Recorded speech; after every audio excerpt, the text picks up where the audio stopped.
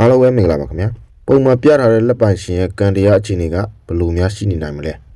နံပါတ်1ချက်ကတော့သူ့ရဲ့လက်သံအောက်ကမြင်းတူပဲဖြစ်ပါတယ်ဒါကတော့ငွေကြေးကံအားတာနေတာကိုပြပါတယ်အယောင်းဝယ်စီးပွားရေးအလောက်ကန်တွေကနေငွေကြေးဝင်မယ်ငွေကြေးရမယ်အစင်ပြေတဲ့ကံထောက်ကူပါနေပါတယ်တင်းတဲ့အစင်ပြေမှုတွေကိုရမယ်နံပါတ်2ချက်ကတော့လက်ကြွအောက်က9ရက်ပဲဖြစ်ပါတယ်ဒါကတော့ဖန်တီးမှုကနေအဓိကအစင်ပြေမယ်ဆိုတာပြနေပါတယ်အောင်မြင်မဲ့သူဖြစ်ပါတယ်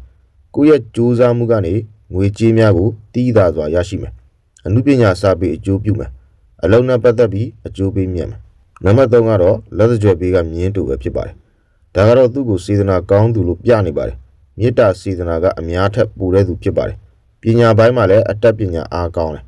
ကံထောက်ကူကြောင့်နာမည်ရမယ်အောင်မြင်မယ်ပညာရက်တွေကိုလည်းဝါသနာပါတတ်ပါတယ်နံပါတ်4ကတော့လက်ကလေးအောက်ကကြာဘူးပဲဖြစ်ပါတယ်လက်ကလေးအောက်မှာကြာဘူးပါတဲ့အတွက်ကြောင့်သူဟာအတိတ်ကံအကျိုးပေးကောင်းသူဖြစ်ပါတယ်အစောရှောက်ရှိသူဖြစ်ပါတယ်မကောင်းတဲ့အညံ့တွေကိုသတိပေးနိုင်တယ်မေတ္တာဂိယူနာရှင်ကြီးလို့ပြောရပါမယ်စိတ်ထားကောင်းတဲ့စေတနာရှင်တွေဖြစ်ပါတယ်အိမ်မက်မိုင်လည်းထူးဆန်းတာတွေမတတ်ပါတယ်နံပါတ်5ကတော့လက်ဝါးအလေက၄တော့ကွက်ပဲဖြစ်ပါတယ်ဒါကတော့အကာအကွယ်တွေရန်အပေါင်းတွေကိုအေးစေပါတယ်မနာလိုဝန်တိုတဲ့သူတွေကိုအရန်တားပေးနိုင်ပါတယ်မကောင်းတာတွေကိုအတားဆီးနေဖို့ကာကွယ်မှုပေးစေပါတယ်အတိုက်ခိုက်တွေကိုကြော်ပြတ်နိုင်ပါလိမ့်မယ်နံပါတ်6ကတော့အသက်လန်းကဦးတည်တဲ့ကံလမ်းပဲဖြစ်ပါတယ်ဒါကတော့မိသားစုအထောက်အကူကိုမယူရင်မရပါဘူးမိသားစုရဲ့ကံနဲ့သာအားပြုပါအစဉ်ပြေတိုးတက်မယ်အောင်မြင်နိုင်မယ်အထောက်အကူမပါဘဲလုံနေပိုကြမယ်အတားဆီးဖြစ်တတ်ပါတယ်လက်ဝါးပြင်းရဲ့အနေထားအမှတ်သားတွေရထီပေါက်ကံအမွေရကံမိသားစုကံတွေပါနေပါတယ်ငွေကြေးကံကောင်းမယ်အစုအဖွဲ့အကျိုးပြုမယ်ဘဝမှာမိသားစုအထောက်အကူနဲ့ကြိုးစားမှုတွေကိုသေချာဖန်တီးပြီးအစဉ်ပြေနိုင်ပါတယ်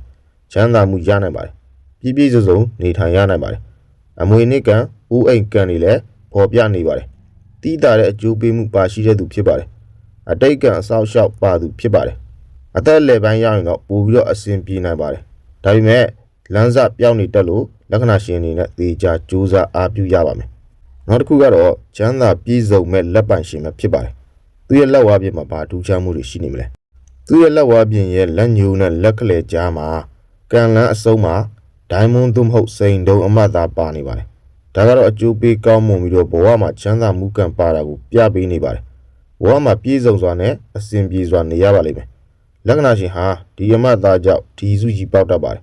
အိုဇာတာကောင်းပြီးအသက်ရှိရှိနေရမယ့်လက်ပိုင်ရှင်ဖြစ်ပါတယ်နောက်ပြီးသူရဲ့ကံလန်းအစုံမှာလည်း၃ခွဖြစ်နေပါတယ်ဒါကသူ့ကိုပိုပြီးချမ်းသာပြည့်စုံနိုင်ပါတယ်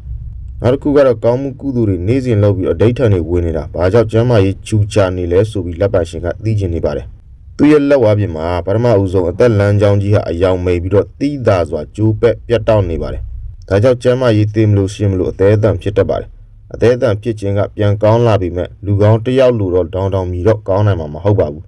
အသက်လမ်းကြောင်းကျိုးပဲ့ပြတ်တောက်နေတဲ့နေရာအနီးမှာအရန်သက်လမ်းကြောင်းဟာကျိုးပဲ့ပြတ်တောက်ခြင်းမရှိတန့်ရှင်းကောင်းမွန်နေပါတယ်ဒါကြောင့်လက္ခဏာချင်းအသက်မသေးဘဲနဲ့လူသက်တန်းစေတော့နေရမယ်အကယ်၍အရန်အသက်လမ်းကြောင်းသာမပါခင်တော့လက်ပိုင်ရှင်ဟာအသက်30လောက်တော့နေရမှာမဟုတ်ပါဘူးလက်ရှိမှာတော့အသက်40ရှိပြီးတော့သူရဲ့အသက်လမ်းကြောင်းဟာအယောင်မိန်ခြင်းဒီဆောက်ပုံနေရလွဲမားနေခြင်းတွေကြောင့်အဆုတ်အားနေခြင်းအာယုံကြောအားနေခြင်းအစရှိတဲ့ယောဂါတွေနဲ့ဆေးရုပ်ဆေးကန်းမပြတ်သွားနေရတဲ့လက်ပိုင်ရှင်တယောက်ဖြစ်ပါတယ်